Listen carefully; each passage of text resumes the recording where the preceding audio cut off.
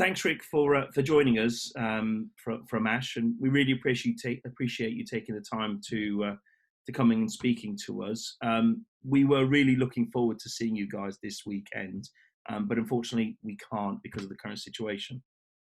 Yeah, it's a shame. It would have been great to get out and do some gigs. We got a little bit of touring in before the whole coronavirus thing struck in February, like 3 weeks out in Europe, and it was a bit of a wild ride, really, going from because we were supposed to be playing in Bologna just around the time that they closed down everything. So it was a bit of a case of us sort of being chased by the virus all the way back to the UK. Before ultimately having to cancel our big UK tour. So yeah, a few festivals right now would be great.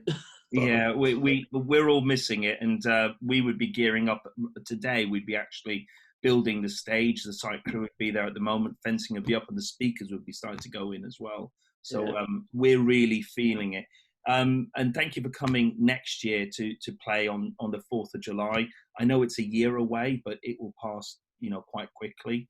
I think you guys are playing Transmit after us the following weekend, which is brilliant. Yeah. I think we've pretty much what we've done for the whole summer is just everything's been rebooked for next year. So it's probably the furthest ahead we've ever been schedule wise. If I can find one silver lining to this, but yeah, that was I think Transmit was around my birthday as well when it was going to be this year. So I think it's changed a little bit, but.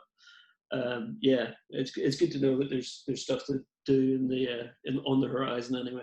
Stuff in the calendar. Yeah. We feel the same. We're a year away, obviously a year and 3 days or something away from the event, but it feels like that's actually not that far away. There's still so much that we've got to get ready because of the shift around. But it is good to have something to look forward to next year. So I know you guys had obviously you just released Teenage Wildlife just before the lockdown, and you were getting ready to do this, what I think is a sort of quite a big tour with loads of dates. And I looked at the calendar and I was like, wow, that's busy. So have you guys used this sort of 3-month pause to work on your material, recharge, relax after having done all that, or how have you guys been keeping busy? I think it's been different for each of us. I managed to get home just around the time our tour was cancelled. The other guys live in America, so I think Mark has just gone back to America in the last couple of weeks. He's got kids over there, so he's gone back to see them. He was in near Newcastle with his girlfriend for about 2 months, 2 or 3 months, and Tim, bless him, has been stuck in Downpatrick, where we're from, with his mum. He just missed out on getting the last flight back to New York. Oh God! So he's been there working on lyrics, and we've all been kind of spread around everywhere. So we haven't had a chance to really work on anything, unfortunately. And I've been here in Edinburgh, and I've been drafted in as a teacher for the last few months. So, in fact, the summer holidays in Scotland just started last weekend, so it feels like I can relax now. But yeah, it'll be a different kettle of fish, as much as they hate the schooling. I think give them a couple of days, they're going to be bored out of their minds. So yeah.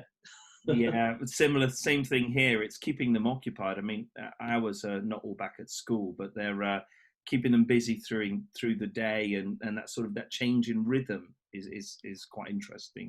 My youngest daughter and I have about just over a year ago took up the drums, funnily enough, and I was going to do a cheeky question and ask you if you had any tips or wisdom you can impart on really beginning aspiring drummers. What should we do sort of as we go on that journey? Here come my aspiring drummers just walking through the kitchen here as I'm doing my interview. Hi. Yeah, you guys going out? Throw my shoes around. Great. You should get them out of the way of the door. Okay. We can edit this bit out, it'll be fine. Oh, come on. It's all right. Mine are upstairs on strict orders to make a noise. Yeah, they're normally glued to the phones upstairs, and the one time I'm doing anything, they're walking through. We're going outside, so. But yeah, aspiring drummers. It's funny, my eldest daughter, who's just been off camera there talking to me, she's actually taken up piano. She's doing like a little bit of like just looking at YouTube videos and getting the basics down. But I think a really good thing to do is just like put on some music and try and play along. I mean, that's kind of, I had no formal lessons when I started out, and I would just like stick on cassettes and just turn them up as loud as I could and bash away in the kit. So getting it right's not the important. It's sort of learning that feel is yeah. I mean, it's like it's like learning stuff like kind of slowly is good in a way, but I definitely mix it up because it kind of helps train your ear as well, so you can hone in on what the drummer's doing. I mean, you can learn from tutorials. I mean, there's so many ways of learning these days, but yeah, definitely mix it up.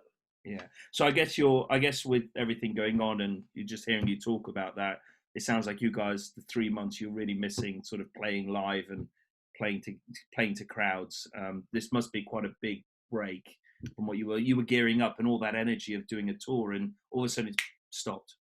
Yeah, absolutely. And we did our UK tour, which was originally scheduled for, I think the first date was on the 17th of March of this year, and then obviously the whole thing got cancelled. We initially moved that to I think it was September, October time this year, and then like a month after that, it was like everyone was scrambling for dates next year, so we just moved it to exactly a year after we were supposed to do it. So that felt, it was like kind of necessary to do it, but just like, we're not going to be playing at all this year. Until a couple of weeks ago, we're actually doing a few of these drive-in shows. Yes. We've got 7 of those lined up for August, so that's like a very welcome few gigs for us. It's not much; it's a handful of gigs, but it's definitely very much appreciated that we've been asked to do these. So, yeah. It looks great to be back on stage after such a big time off. Then.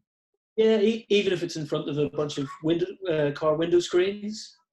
Then, yeah. That's going to be interesting, that isn't it? That's there's one happening here in Milton Keynes Bowl, not far from us, and we were. Yeah, I think we're doing that one.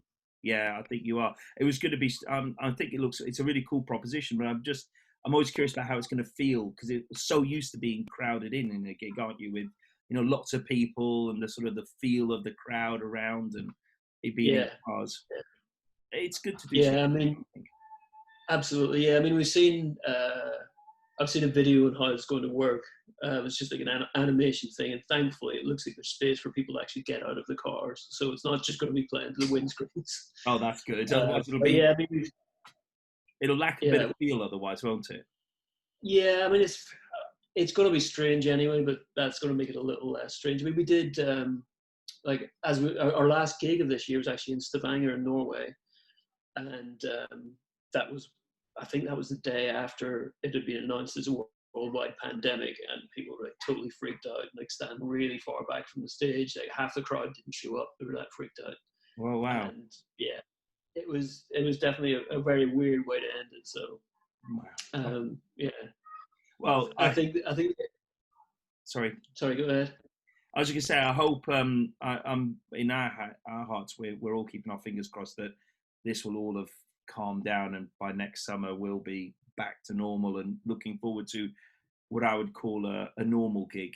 By that I mean full crowd right at the front, as close as you can get to the stage, everything on 11, because it's more than 10 and all that. Exactly. It should be fantastic. Yeah, definitely. I mean, it's great having these drive-in shows, but we're still going to miss that. The pit going off, and everyone just sort of joining together, and you can't beat the real thing. Super. Well, listen, I've taken up a lot of your time, and so thank you very much for given me a few moments just to catch up, and we really look forward to seeing you guys next year in Ampthill Great Park on the 4th of July 2021. Absolutely, can't wait for it. Super. Thank you very much.